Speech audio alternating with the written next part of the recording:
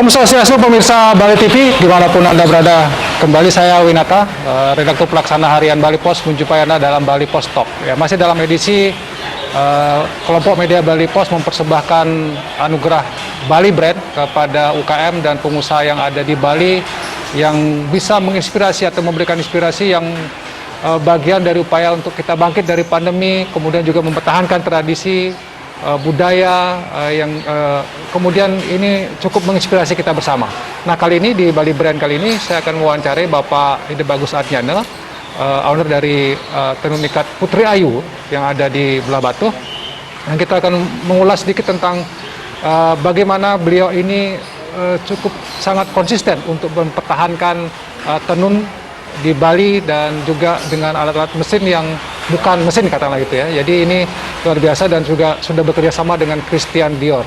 Cukup prestasi yang luar biasa. Kita sapa dulu narasumber kita. Om Swastiastu atau Om Swastiastu, Rahayu, Rahayu, Rahayu. Punabi kata kena nggih. Nggih, kena astu kakek. Atau kalau boleh cerita niki sedikit mungkin supaya juga pemirsa sedikit mengetahui tentang sejarah gitu Putri Ayu. Kalau tidak salah yang pernah dengar ini dibuat dulu penyosokan gabah ya, kemudian dari tenun ikat pun tapi ini ke ceritanya Ratu.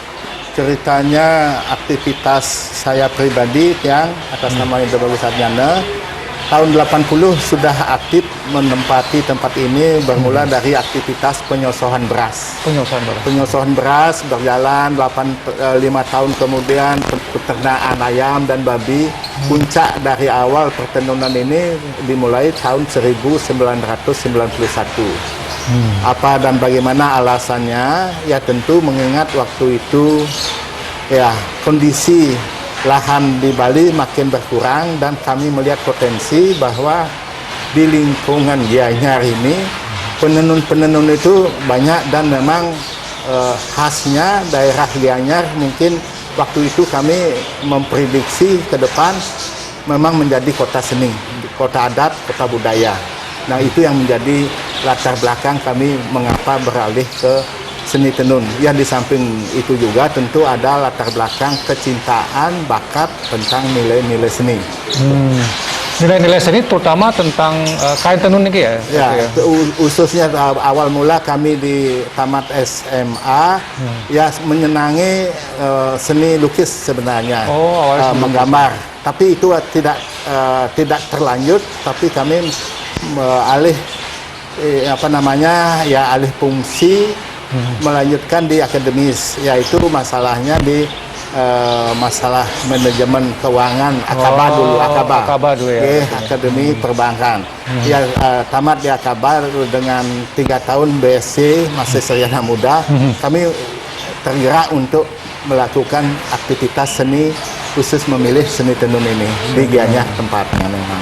Ya, tentu awal mulanya tidak langsung ke tenun menggunakan alat-alat yang canggih ya waktu itu ya. Mungkin dari awalnya seperti apa? Berapa alat yang dulu itu punyai kemudian bisa berkembang gitu? Bermula kami tercipta 4 alat sehingga kami menyadari sekali tingkat kesulitan tenun ikat adalah memang prosesnya tahapan panjang sehingga terciptanya sistem baru air beras ini sebenarnya tantangan dari peluang tamu yang membawa motif. Bagaimana Anda bisa membuat gambar seperti ini? Ya, kalau kami lihat itu motifnya memang batik. Kalau itu ditransfer ke tenun, memang tingkat kesulitannya cukup tinggi. Nah, terciptalah ide untuk air beras. Setelah tamu itu melihat hasil karya seni tenun yang kami wujudkan, tersentuh mereka sangat kaget dan kagum karena mereka ingin melakukan aktivitas itu dengan teknologi tradisional, yaitu menenun, bukan dengan sistem sablon atau yang lain-lainnya. Jadi tantangan ini kembali kami ditawari peluang, berapa banyak Anda bisa mampu melakukan dalam 1 bulan. Nah, inilah sebabnya tergerak semangat kami bangkit untuk menerima tantangan ini, menambah alat tenun dari 4 sampai pada akhirnya, tapi tidak serta-merta sampai mencapai 40. Sekarang 40 yang aktif dengan satu tempat di gudang. Dan bagaimana bila mana kami mendapat peluang yang lebih besar di Gianyar khususnya, kami mengadakan kerjasama dengan kelompok-kelompok pelaku usaha tenun secara ada di sekitarnya. terbagi, yang ada di sekitarnya ini. Itu kalau boleh tahu ini alat alat tenun bukan mesin gitu ya, yang jumlahnya 40 itu. Tapi saya juga melihat ada yang dari mesin otomatis ada juga ya. Ya, pengembangan lebih lanjut alat tenun ATBM bukan mesin ini, alat tenun bukan mesin. Kami melirik percepatan dari alat penggulungan benang. Kalau yang pengelosan, istilahnya konas itu untuk percepatan membuat benang praproduksinya adalah lusi dan pakan.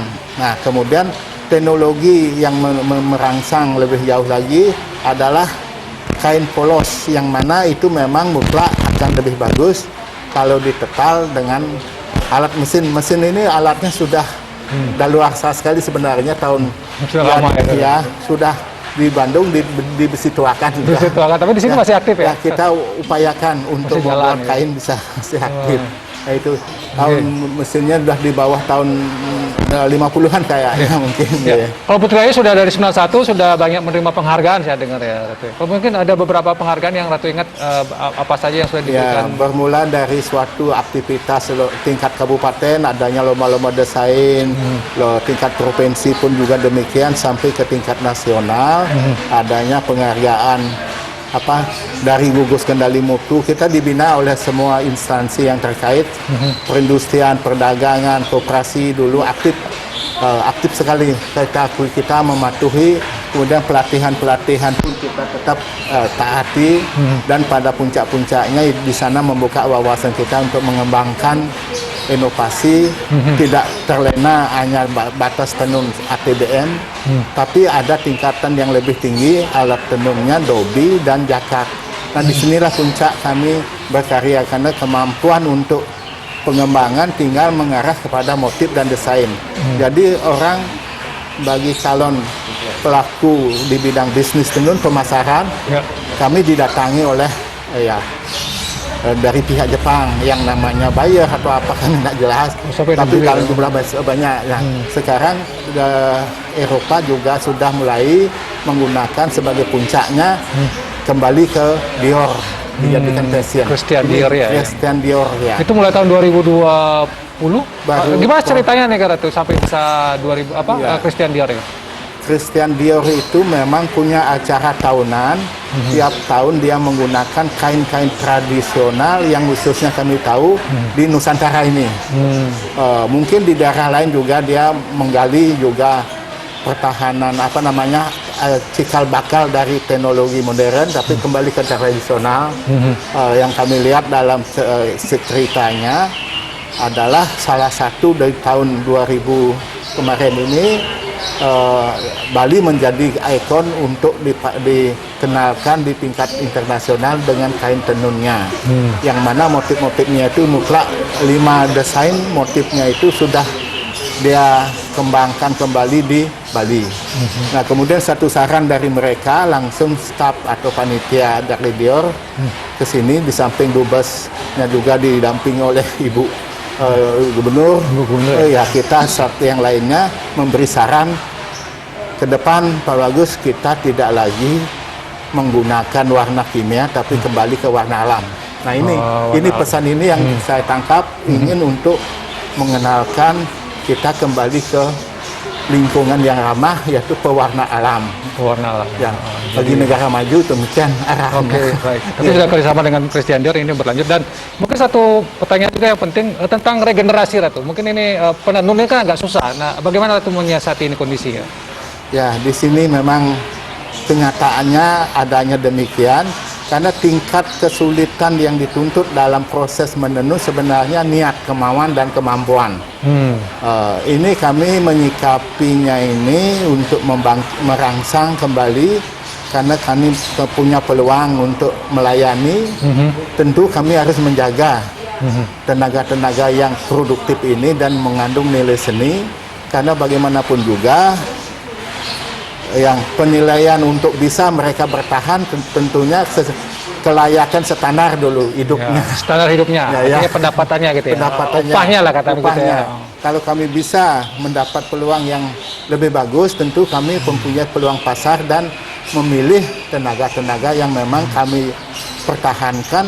Mereka ini ada diantaranya bisa diwawancarai tahun berapa dia mulai, masih bujang. Masih bajang gitu ya, kata bajang. masih Usia mereka ya single, 16, tamatan mereka pendidikannya SD dan SMP sudah cukup. Tapi kemauan niat waktu itu mungkin kebanggaan.